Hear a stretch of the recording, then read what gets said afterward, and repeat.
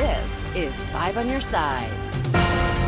In April, we told you about 4 St. Louis police officers charged with allegedly submitting for overtime when prosecutors say they didn't actually do the work. But that may have just been the tip of the iceberg. A new audit of St. Louis police pay has now uncovered more than 300,000 hours of questionable overtime, sometimes given even when officers were on vacation. And as 5 on Your Side's Jacob Long reports, at least one government watchdog is calling the situation public corruption at its worst. Some of the things that came out in the audit were, I think, pretty damning. 15th Ward Alderwoman Megan Aaliyah Green says it is one of the most alarming findings to ever come out of St. Louis City Hall. What really struck me the most, I think, was just that there weren't even timesheets.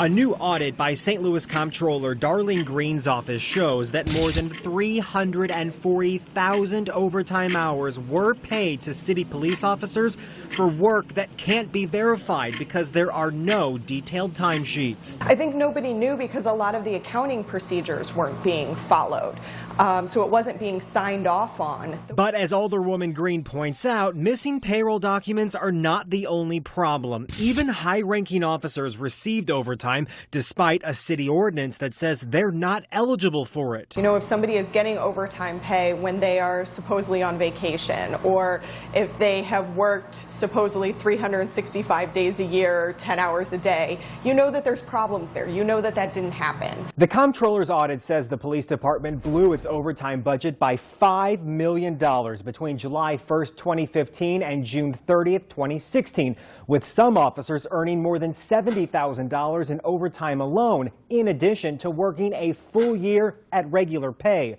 106 sergeants were also paid for 848 unauthorized hours of overtime while on vacation.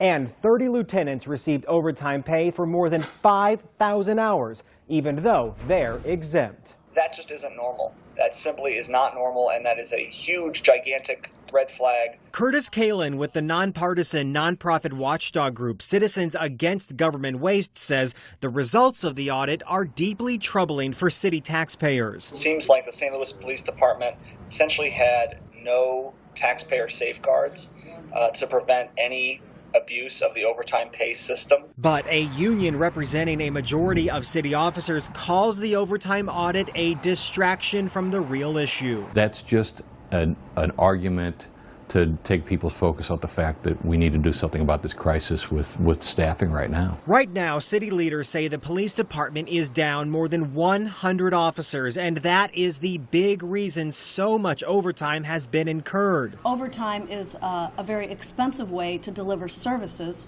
but if you don't have the officers, you don't have much of a choice. Mayor Lyda Crewson says she believes that overtime spending will be reduced if voters approve a half-cent sales tax in November that she says would generate $13 million to help with police hiring and salaries. Our goal is to be able to attract and retain good police officers, and so we have to be competitive. But Alderwoman Green isn't convinced that higher taxes will prevent some officers from potentially taking advantage of the overtime system. We are anticipating right now $13 million in overtime for this fiscal year if we keep on this same track. She says given the comptroller's audit, there is plenty of reason to question just how often officers are on the clock. We definitely need better accounting procedures and more oversight and more accountability for the use of overtime funds. Now, though this audit looked at 1 year under a different administration, the city's personnel director tells me overspending on police overtime is a long-standing practice.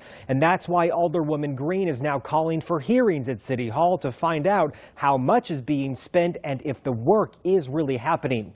Reporting in the studio, Jacob Long, 5 on Your Side.